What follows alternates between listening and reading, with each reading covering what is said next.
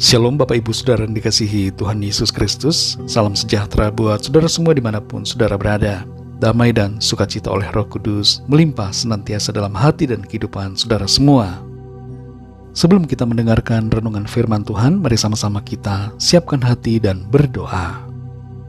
Bapa kami yang di sorga, Bapa yang sungguh sangat baik, Bapa dalam nama Tuhan Yesus Kristus, Tuhan dan Gembala kami yang agung, kami bersyukur bersukacita untuk pagi hari ini, anugerah dan kesempatan yang Tuhan berikan bagi kami untuk hidup memuliakan nama Tuhan. Pada saat ini kami mau mendengarkan sabda firman-Mu. Jamah hati kami Tuhan, berikan pengertian untuk memahami akan kehendak-Mu. Dalam nama Tuhan Yesus kami sudah berdoa. Haleluya, amin.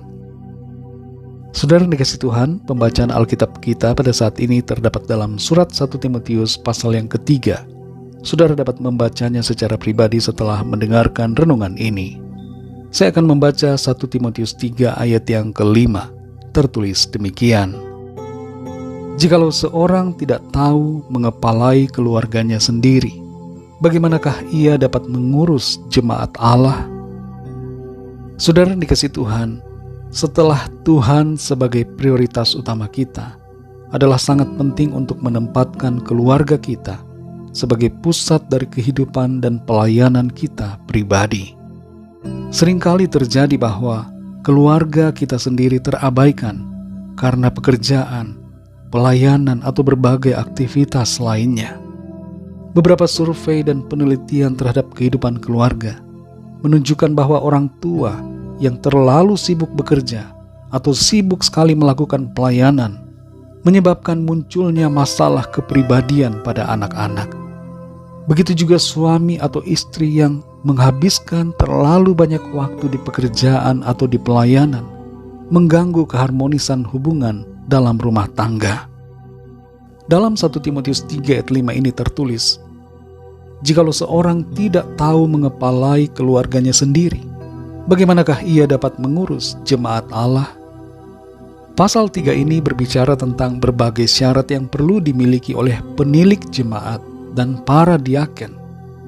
Penilik dan diaken adalah orang-orang yang melayani Tuhan dalam aktivitas pelayanan kepada jemaat. Dan karena pekerjaan yang mereka emban merupakan suatu pekerjaan yang baik dan mulia, maka mereka pun dituntut harus mempunyai kehidupan yang baik, yang tidak bercela, dan memberi teladan bagi banyak orang, sehingga tidak akan ada ejekan-ejekan dan sindiran terhadap para penilik dan diaken yang dapat berimbas terhadap citra iman orang-orang percaya. Salah satu kondisi yang perlu mereka penuhi adalah mempunyai cara hidup yang baik di dalam keluarga. Kalau saudara adalah seorang suami atau ayah, maka saudara hendaknya menjalankan fungsi yang baik dan benar sebagai seorang suami dan ayah. Jangan kita melepaskan tanggung jawab dalam memelihara rumah tangga, mengasihi istri, dan mendidik anak-anak dalam kasih Tuhan. Keluarga merupakan objek inti dari rencana keselamatan yang Tuhan tetapkan atas kita. Tuhan tidak mau kita membiarkan keluarga kita terabaikan begitu saja karena alasan pelayanan ataupun pekerjaan. Kita perlu menyadari bahwa keluarga kita adalah juga jiwa-jiwa yang butuh dilayani dan dikasihi, sebagaimana juga jiwa-jiwa lainnya yang kita sedang layani di luar dari keluarga kita. Saudara yang dikasihi Tuhan, semua pencapaian ataupun keberhasilan yang kita raih akan sia-sia saja kalau keluarga kita hancur berantakan. Untuk apa kita mempunyai banyak reputasi baik di luar kalau reputasi kita di keluarga sendiri tidak dapat dibanggakan? Keluarga kita membutuhkan diri kita. Karena itu jadilah orang yang memiliki sikap yang benar dalam hal prioritas hidup dan pelayanan terhadap keluarga. Seimbangkanlah hidup kita agar keluarga kita tetap terperhatikan dan terlayani. Kalau selama ini kita sudah tidak lagi memprioritaskan keluarga atau rumah tangga kita, mari kita berubah dan atur waktu untuk mengalokasikan waktu dan memberikan hati kita bagi mereka. Entah kita sebagai suami atau ayah, istri ataupun ibu, layanilah keluarga kita agar orang-orang dalam keluarga kita dapat merasakan kasih Tuhan melalui pelayanan dan kehidupan kita. Melayani keluarga adalah hal yang indah dan merupakan bagian dari pelayanan yang Tuhan kehendaki untuk kita lakukan. Karena itu sekali lagi saudara, mari ingat untuk melayani keluarga kita terlebih dulu. Mari kita berdoa saudara.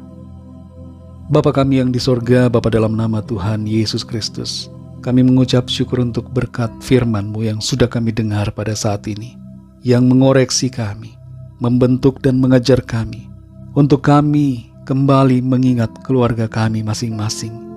Seringkali tuntutan pekerjaan ataupun tuntutan pelayanan begitu menyibukkan diri kami, sehingga kami lupa dan tidak memperhatikan keluarga kami sendiri.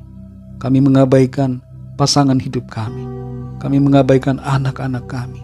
Kami hebat di mata orang, tapi keluarga kami sendiri berantakan. Ampuni kami Tuhan. Kami mau berubah. Ajar kami untuk hidup benar dengan memperhatikan keluarga kami, melayani dan mengasihi mereka dengan kasih-Mu Tuhan, membimbing mereka dalam kebenaran firman-Mu, menjadikan hidup kami ini sebagai teladan yang baik, yang selalu mengasihi keluarga kami. Terima kasih Tuhan, tuntun kami, pimpin kami Roh Kudus, sehingga kemuliaan Tuhan bersinar dalam kehidupan kami.